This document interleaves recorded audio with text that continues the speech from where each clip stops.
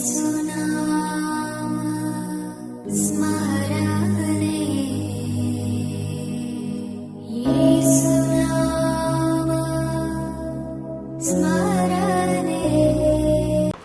The lord. యేసునామ స్మరణ అనే ఉదయకాల కార్యక్రమానికి మీ అందరికీ ఆహ్వానం అండి. ఈరోజు చక్కటి వాగ్దానం దేవుడు ద్వితీయోపదేశకాండము 15:5.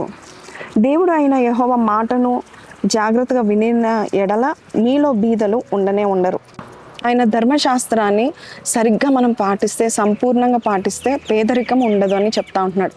దేవుని యొక్క వాక్యం ఎంత బలమైనదంటే, ఈ రోజుల్లో రిసెషన్ టైమ్స్లో, జాబులు లేని టైంలో, ప్రతి ఒక్కరు ఇంటర్వ్యూస్కి వెళ్తూ నాకు జాబ్ దొరకట్లేదు అనే టైంలో దేవుని యొక్క వాక్యం పాటిస్తేనే చాలు ఒక గొప్ప లాభము, ఒక గొప్ప కార్యము జరుగుతుంది. ఎందుకంటే ఈ యొక్క రిసెషన్లో కూడా మన దేశంలో ఉన్న, ప్రపంచవ్యాప్తంగా ఉన్న ఈ జాబ్లెస్నెస్లో కూడా నీవు దేవుని మాటలు పాటిస్తే ఖచ్చితంగా నీకు దేవుడు ఒక మంచి జాబ్నిచ్చి, అంతేకాదు నిన్ను పోషించుకుంటాడు అని అర్థము. చాలాసార్లు మనము ఇది తెలియక మన ప్రయత్నాలు, సొంత ప్రయత్నాలు చేస్తూ అలసిపోతూ ఉంటాం. నాకెందుకు ఇంకా జాబ్ రావట్లేదు, నాకెందుకు ఈ కార్యం జరగట్లేదు, ఈ ప్రపంచం అంతా రిసెషన్ ఉంది కాబట్టి నాకు కూడా ఇదే ఉంది అని నువ్వు బాధపడుతున్నావేమో. అయితే నీతోనే దేవుడు మాట్లాడుతూ ఉంటున్నాడు.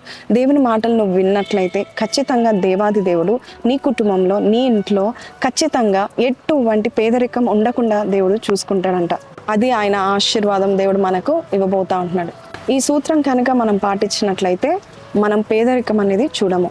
సో ఈరోజు ఈ వాగ్దానం మీతో మాట్లాడినట్లయితే, మీ జాబ్ నిమిత్తమై మీరు ప్రార్థన చేస్తున్నప్పుడు ఈ యొక్క ప్రార్థన చేయండి. ప్రభా, నీ మాట నేను జాగ్రత్తగా వినాలి, నీ ధర్మశాస్త్రాన్ని నేను పాటించాలి, నా జీవితంలో పేదరికం అనేది నా కుటుంబంలో కానీ నా జీవితంలో నేను చూడకూడదు. జాబ్ లెస్నెస్ అంటే జాబు లేని తనము, ఎంత రిసెషన్లో ఉన్నా కూడా జాబ్ లేని తనము ఉండకూడదు ప్రభా అని ప్రార్థన చేయండి. ప్రార్థన.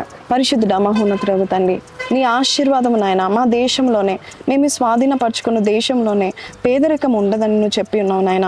ఈరోజు ఎంతోమంది జాబ్స్ లేక, బాధలతో, పేదరికముతో, డబ్బులు చాలక అయ్యా కష్టపడుతున్న వారిని నీవు దృష్టించి ఇచ్చిన ఈ వాగ్దానం బట్టి నీకు వందనాలు. నీవు చెప్పిన ఏ మాట అయినా జాగ్రత్తగా విని పాటించినట్లయితే పేదరికం అనేది వారు చూడరని చెప్పిన ఈ వాగ్దానం బట్టి నీకు వందనాలు. ఈరోజు ఎవరైతే అయ్యా నాకు జాబ్ దయచేయండి నాయన, నీ మాట లోబడి మనసును పుట్టించనంటే అలాంటి వారికి నీవే సహాయం చేసి బలవంతుడిగా ఉండమని యేసు పరిశుద్ధ నామంలో అడిగి వేడుకొంచున్నాం తండ్రి. ఆమేన్.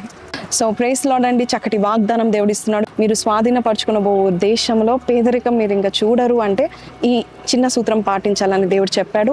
కాబట్టి ఒక తల్లిగా, ఒక భర్తగా, లేక ఒక భార్యగా, ఒక తండ్రిగా మీరు మీ కుటుంబాలను పేదరికం అనేది చూడకుండా ఉండాలన్నట్లయితే మీరందరి ఇంటిల్ల పాది ధర్మశాస్త్రాన్ని పాటించడానికి మనం ప్రయత్నం చేద్దాం. ఆయన మాట వినడానికి ప్రయత్నం చేద్దాం. దేవాది దేవుడు మిమ్మల్ని బ్లెస్ చేయబోతున్నాడు. God bless you. Have a blessed day.